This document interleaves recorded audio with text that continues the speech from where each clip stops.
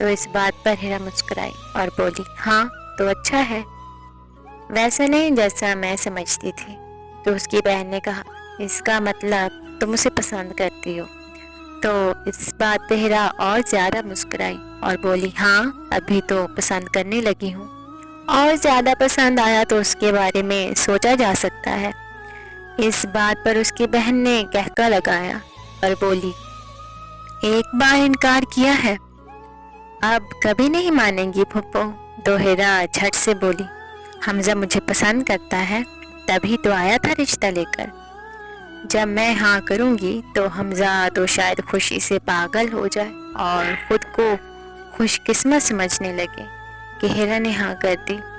بس وہ اظہار نہیں کرتا، مگر مجھے پتا ہے وہ مجھے پسند کرتا ہے، ورنہ ایسے کوئی بلا وجہ کسی کا خیال تھوڑا ہی نہ رکھتا ہے۔ وہ جیسے خود کو ہی تسلی دے رہی تھی۔ آہستہ آہستہ ہیرا بالکل ہی حمزہ کی عادی ہو گئی، اسے کچھ اور نظر ہی نہ آتا تھا۔ پیپرز ہو چکے تھے، ایک ماہ سے گھر تھی اور حمزہ سے ابھی تک اس کی ملاقات نہیں ہوئی تھی۔ وہ ہر وقت پاگلوں کی طرح اس کے خیالوں میں پڑی رہتی تھی۔ ایک شام اٹھی، کپڑے چینج کیے اور تیار ہونے لگے۔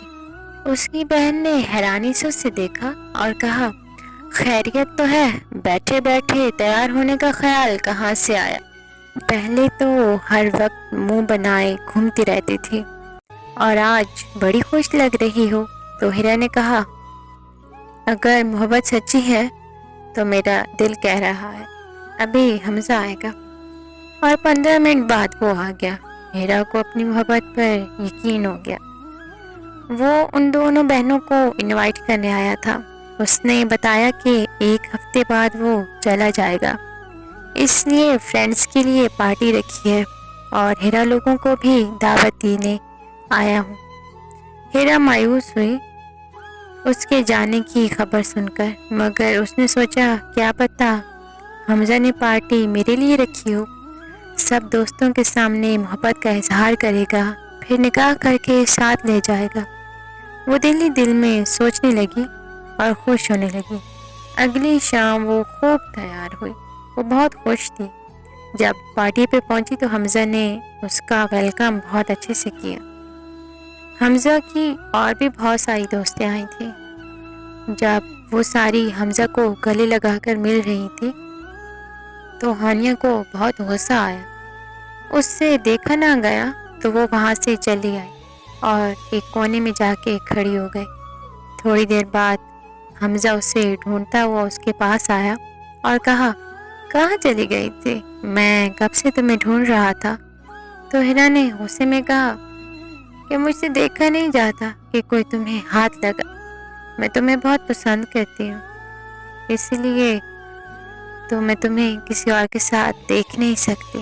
وہ جیسے ہی حمزہ کا ہاتھ پکڑنے لگی، حمزہ پیچھے ہٹ گیا اور وہاں سے چلا گیا۔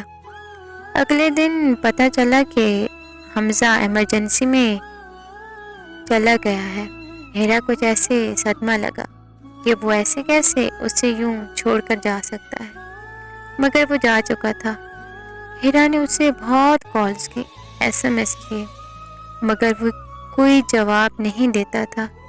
ہیرا نے پڑھائی چھوڑ دی، بیماروں کی طرح رہنے لگی، جیسے ہوش میں ہی نہ ہو۔ وہ حمزہ کو یاد کر کے پتہ نہیں کب رو دیتی تھی، اسے خود کو نہیں پتا تھا۔ تب اسے یاد آیا کہ اس نے بڑے بول بولے تھے کہ وہ کبھی اسے یاد کر کے نہیں روئے گی، مگر آج صرف اسی کو دیکھنے کے لیے زندہ تھی۔ ایسے ہی 5 سال گزر گئے، وہ اس کا انتظار کرتی رہ گئی۔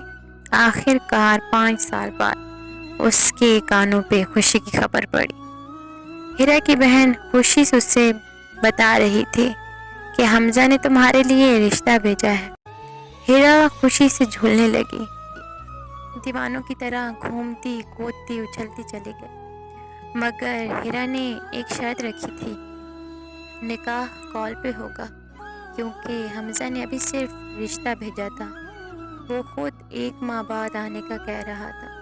ہیرا نے فوراً اپنی بہن کو کہا میں ڈولی میں دلہن بن کر بیٹھ جاؤں گی، تاکہ اسے زیادہ انتظار نہ کرنا پڑے۔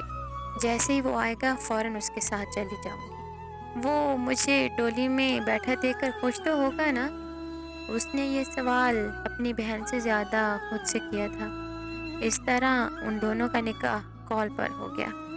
حمزہ 1 ماہ بعد آنے کی بجائے 3 دن بعد ہی واپس آ گیا۔ آتے ساتھ ہی وہ ہیرا کے گھر آیا، مگر آگے کا منظر دیکھ کر اس کی جان نکل گئی۔ ڈولی تیار تھی جانے کو، فرق صرف اتنا تھا کہ وہ لال جوڑے میں نہیں سفید جوڑے میں لپٹی پڑی تھی۔ اس کا جنازہ اٹھایا جا رہا تھا۔ یہ سب کیسے ہوا تھا حمزہ کو کچھ سمجھ نہ آیا۔ وہ اس کی قبر پہ بیٹھا رو رہا تھا جب ہیرا کی بہن حمزہ کے پاس آئی اور کہا، تم کبھی اس کے قابل نہیں تھے۔ 5 سال پاگلوں کی طرح اس نے تمہارا انتظار کیا ہے۔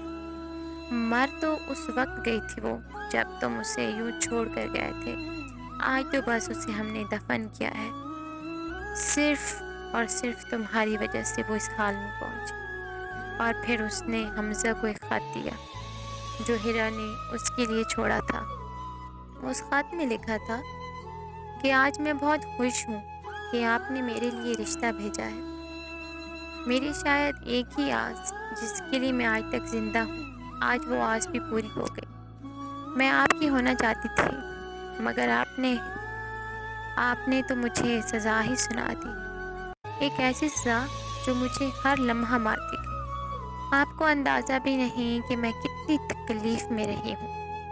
ارے اگر میں نے غلطی سے بچپنے میں آ کے آپ کو انکار کر دیا تھا تو آپ ہی بڑا پن دکھا دیتے، مجھے معاف کر دیتے۔